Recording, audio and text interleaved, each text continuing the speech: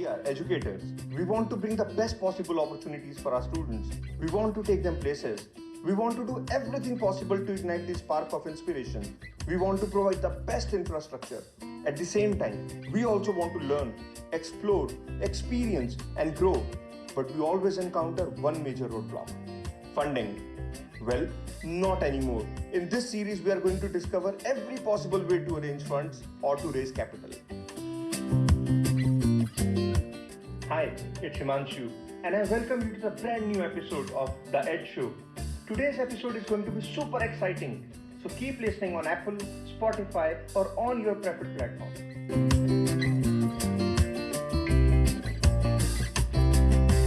Welcome back to the brand new episode of The EDS Show. This is the 5th episode of the Ed Invest series, and in this episode, I am going to answer some of the most common questions asked by you after listening to the previous episodes on raising non-repayable funding. I hope that this episode will help you understand the non-repayable funding in much deeper sense, and I wish you an engaging and amazing learning experience. In the previous episodes, we have covered everything about CSR, donations, crowdfunding, subsidies, grants, and other types of non-repayable funds. I would suggest you to listen to all the previous episodes to gain complete knowledge on non-repayable funding opportunities, and then listen to this episode to have better understanding.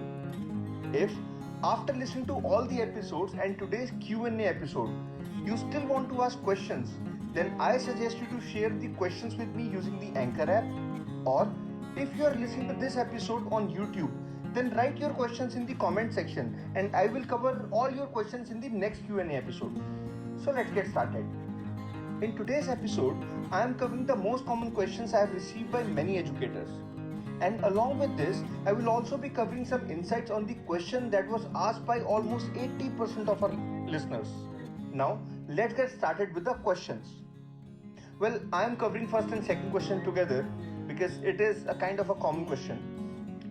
The questions are: can a private school raise grants? Second, we have a pre-primary and kindergarten school, can we raise grants?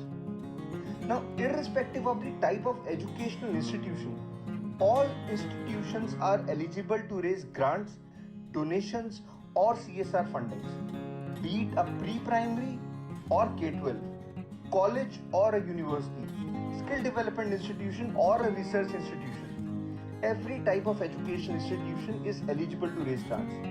Other than the institutions, students and educators of such institutions are also eligible to raise grants for various purposes. Next question is: do we need tax exemption certificate under our school's name or under our trust or society's name?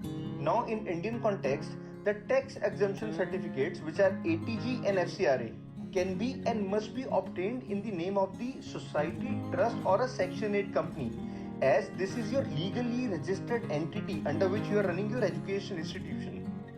Now, in case you are listening to this episode from another country other than India, then I would suggest you to reach out to your tax lawyer or accounting firm for better understanding on tax exemption certificates and other necessary legalities that you may require for raising donations. Next question is: we are running a school under a trust, so should we raise donation under our school's account or our trust account? Now, in Indian context, donation can be raised only in the trust, society, or Section 8 company's account, as you have all the tax exemption certificates and registration certificate under that account. However, you may also choose to raise grants in the school's account as well. Again, for other countries, my suggestion is to reach out to your tax lawyer or accounting firm for better understanding. Now, let's move to the next question. Do we need to give the access of our accounts to the grant giving organization? Well, no. Why would you give access of your accounts to the grant giving organization? Now, grant giving organization never asks for the access of your accounts. However, they may choose to do the audits of the grant amount given to you. And the most important thing for you is to submit the project report or project completion report as mentioned by the grant giving organization. Can you give us the details of the membership driven grant giving organizations and how can we join such organizations? Many organizations prefer to give memberships, and I have created a list of approximately 100 such grant giving organizations that you can get simply by following me or connecting with me on LinkedIn and sending me a message. My LinkedIn ID is mentioned in the description. Now, the joining procedure of these organizations varies from organization to organization, and for that you need to visit the organization's website and understand their requirements. What documents are required to take the membership of grant giving organization? Now, the documents are as per the membership guidelines of the said organization. So my advice to you is to visit to the website of that particular organization to find out more information about the documentation required. However, the basic documentations that any organization may ask for are registration certificate of the education institution, tax certificate of the organization or education institution, bank account details, affiliation certificate, name and contact details of the institution, name and contact detail of the point of contact. Now please note that I have only mentioned the basic documentations. However, it is always advisable to reach out to the organization website for more clarity on the documentations that they require to give you the membership. Can we take the membership of a membership-based grant-giving organization if we have our registered documents in our regional language or vernacular language instead of English? Now you need to understand two things here. First, if you want to apply for the membership in your own country, then I'm sure that majority of the organizations or grant giving organizations or membership based organizations will also accept your documentation in the vernacular or your mother tongue. However, in country like India where we have many regional languages and every state follow a different language, in this case or even in the case when you are reaching out to global organization and you want to take membership of a global organization and they specifically ask for your documentation in English, then you actually need to follow two things. First, you need to get your documentations translated in English by a registered translator. Second, you need to get it notarized and share the copy of the original documents along with the translated documents with the organization.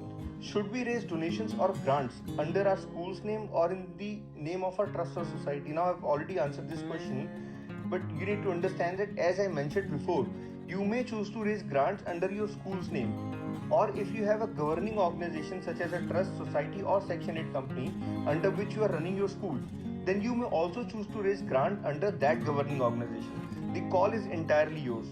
But before you submit your proposal to the grant giving organization, you should have thorough understanding of the guidelines mentioned by the grant giving organization and you should act accordingly.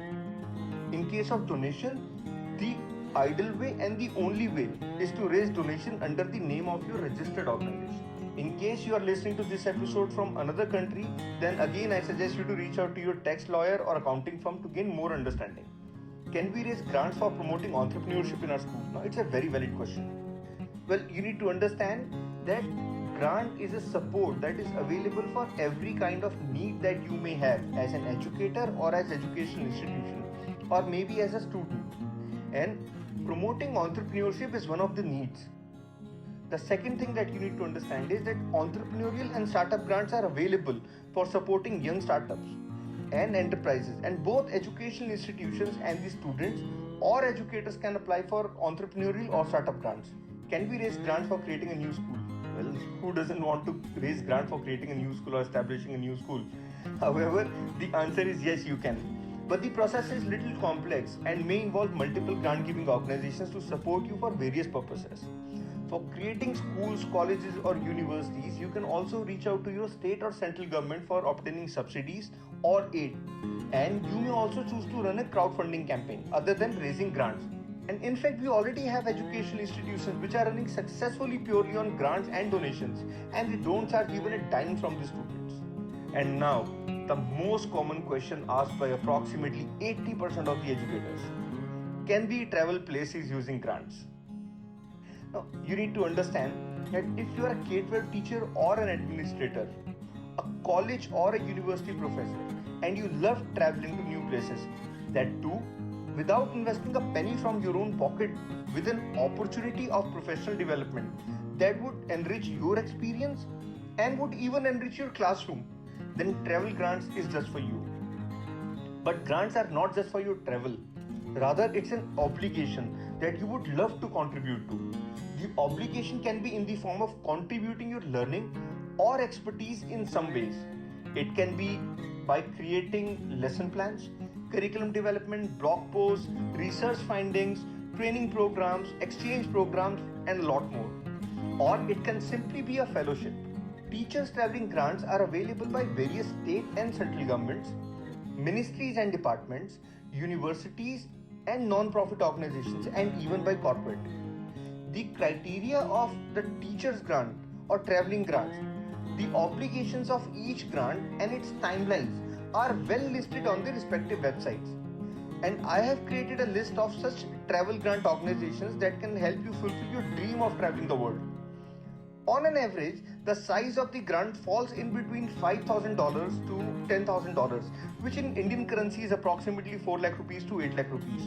However, it may also vary from the purpose and the grant giving organization. If you want the list of such grant giving organizations, then just visit my LinkedIn profile and read my recent article on travel grants.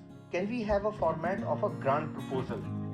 Now you need to understand here one thing, that your grant proposal is the key, and an effective grant proposal plays a critical role in deciding the fate of your grant application. And hence, my recommendation to you is to not to use any predefined format unless it is specifically mentioned by the grant giving organization in call for proposal or request for proposal. My recommendation to you is to learn how to write an effective grant proposal and start writing the proposal by your own. If you wish to learn how to create an effective and detailed project report or proposal for obtaining a subsidy, aid or a grant, then do let me know and I will create a separate episode for the same. During my journey, I have come across some great educators who have gained various types of non-repayable fundings for various purposes, for self as well as for their students or institutions. If you want me to invite them for an interactive session, then let me know and I'll be happy to reach out to them. And if you have liked this podcast, then do rate us on Apple Podcasts and share it in your network. And I will see you in the next episode. Thank you for listening to The Ed Show. You can now listen to the same podcast on Apple and Google Podcasts, or you can watch it live on YouTube. And I'll see you in the next episode. Till then, stay safe and stay happy.